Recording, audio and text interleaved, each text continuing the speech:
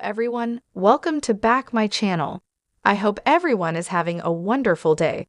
Before starting the video, please go ahead and hit the subscribe button. At the club, Tucker spots Jack and calls out to him.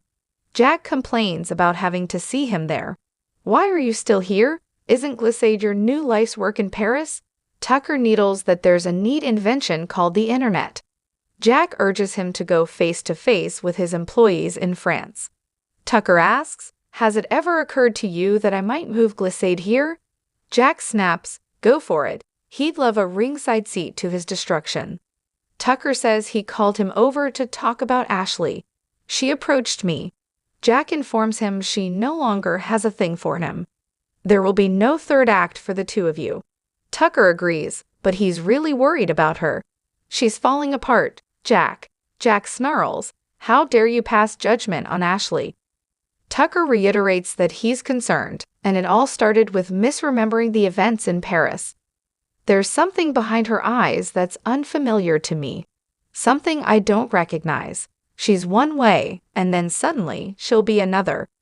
She'll text me 1 second that she wants nothing to do with me, and then an hour later wants to get back together again. That's got me worried. Jack questions if it's true. Tucker asks how he couldn't have noticed. Are you really that oblivious? McCall fumes, Ashley needs help now, and I told her as much. Jack seethes, you don't get to tell her anything. You lost that right. He tells Tucker that Ashley is done with him. She told me just this morning. Tucker wonders if that was before or after she told him she wants to partner again. She said she wants us to partner again in all things. Now what do you make of that? Jack feels Ashley doesn't need her big brother meddling. Tucker thinks that in this case, she does. He hopes Jack will step in because he can't. Jack warns McCall to leave Ashley to them and to stay away from her. At Society, Claire tells Kyle that her side of the story may not improve his view of her. They banter, and he says he'd like to hear about you. She chides, how did a nice girl like you end up trying to poison her family? Turning serious, Claire tells him that her entire life was controlled by her deranged aunt. She didn't know her aunt was troubled or that she had kidnapped her. I trusted her completely. Jordan told her that her parents abandoned her and never loved her. Kyle marvels at putting a child through that much pain.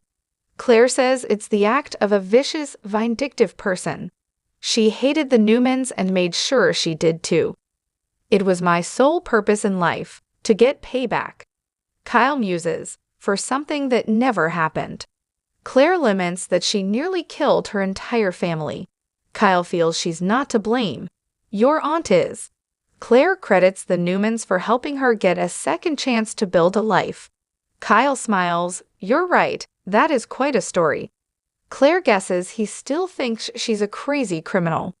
Victoria rejoins them and is thrilled to hear they've been getting to know each other and that Claire is making friends her own age. Cole comes in and tells Victoria that Victor's trying to reach her. He wants to speak to her and Claire in private. Kyle should probably get back to Harrison, but tells Claire he's impressed at her bouncing back. He's not running, just giving them privacy.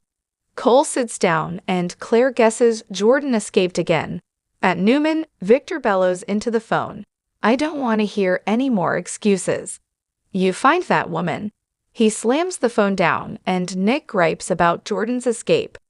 Nikki walks in and says Jordan is free to hunt them again, and it's all her fault. Victor asks how she found out before him. Nikki explains that security called the ranch when they couldn't reach him. She's glad they alerted her so she could be prepared. Victor questions her coming there when there's more security at the ranch. Nikki was jumping out of her skin and wanted to be around people. Victor asks if Larry came with her and if she stopped anywhere. Nikki asks, do you mean did I stop for a drink? She admits she's desperate for one. Victor hates what Jordan has inflicted on Nikki. She will find ways to cope. She saw Jack earlier and that was helpful. She's texted him to meet her at an AA meeting. I'm going straight there. Nick assures her the GCT will find Jordan. If she's stupid enough to come after them again, they'll have to stop her for good.